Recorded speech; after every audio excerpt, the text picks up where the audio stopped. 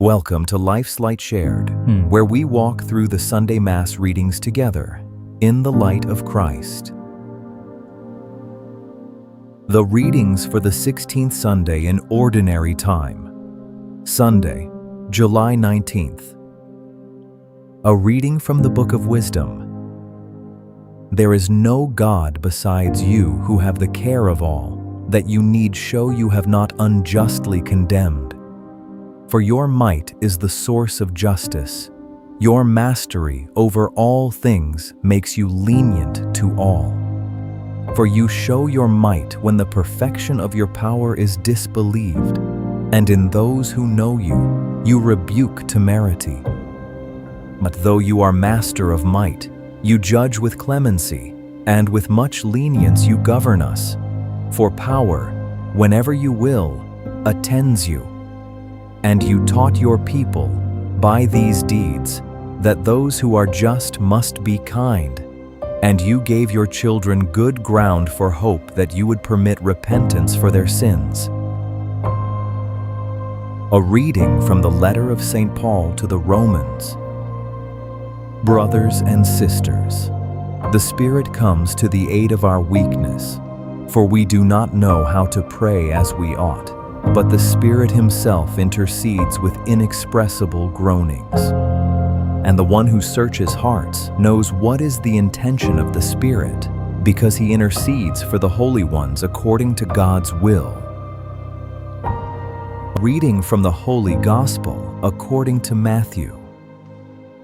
Jesus proposed another parable to the crowds, saying, "The kingdom of heaven may be likened to a man who sowed good seed in his field.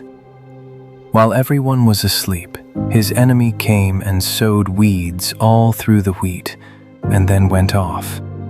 When the crop grew and bore fruit, the weeds appeared as well. The slaves of the householder came to him and said, 'Master, did you not sow good seed in your field? Where have the weeds come from?' He answered, 'An enemy has done this.' His slaves said to him, 'Do you want us to go and pull them up?' He replied, 'No. If you pull up the weeds, you might uproot the wheat along with them. Let them grow together until harvest. Then at harvest time, I will say to the harvesters, "First, collect the weeds and tie them in bundles for burning, but gather the wheat into my barn." He proposed another parable to them. "The kingdom of heaven is like a mustard seed that a person took and sowed in a field. It is the smallest of all the seeds, yet when full grown, it is the largest of plants. It becomes a large bush, and the birds of the sky come and dwell in its branches." He spoke to them another parable. "The kingdom of heaven is like yeast that a woman took and mixed with 3 measures of wheat flour until the whole batch was leavened." All these things Jesus spoke to the crowds in parables. He spoke to them only in parables, to fulfill what had been said through the prophet. "I will open my mouth in parables. I will announce what has lain hidden from the foundation of the world." Then, dismissing the crowds, he went into the house.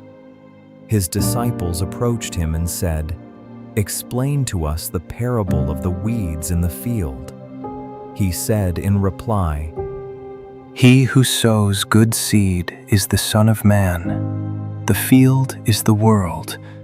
The good seed, the children of the kingdom. The weeds are the children of the evil one, and the enemy who sows them is the devil.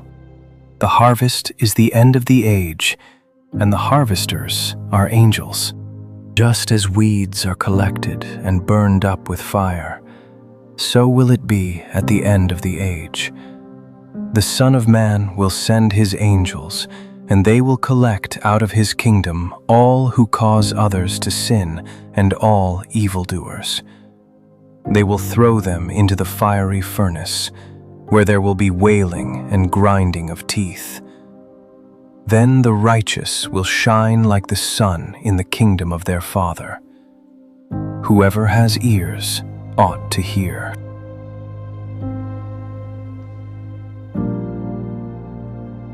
Take heart today, because God is patient, gloriously and generously patient. In the first reading, He is the God of all power who chooses mercy, giving us good ground for hope and room to begin again. Jesus picks up that very theme with a farmer who will not tear up his field. Let the wheat and the weeds grow together, He says, and trust the harvest to God. What freedom that gives us. We do not have to judge every heart or fix everyone around us. We can breathe, love, and leave the sorting to God.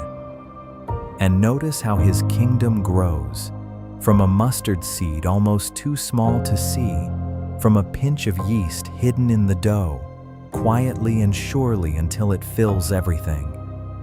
Even when we have no idea how to pray, Paul says the Spirit prays inside us. So do not lose heart over the weeds, in the world or in yourself. God is at work.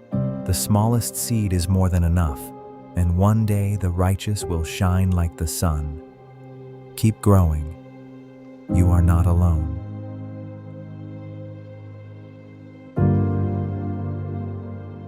As you step into this week, be gentle with yourself and with everyone still growing beside you.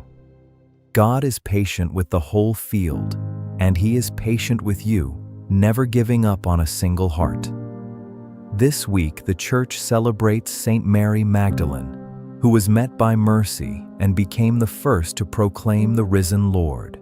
May her joy remind us that no one is beyond God's love, and that grace can make any life shine. And when you have no words to pray, let the Spirit pray within you, and trust that you are held. You are never alone, for God is with us all, tending this field together with love. Let your light, His light, be shared. Thank you for sharing this time in the Word. I hope you'll join me again next Sunday. Go in peace.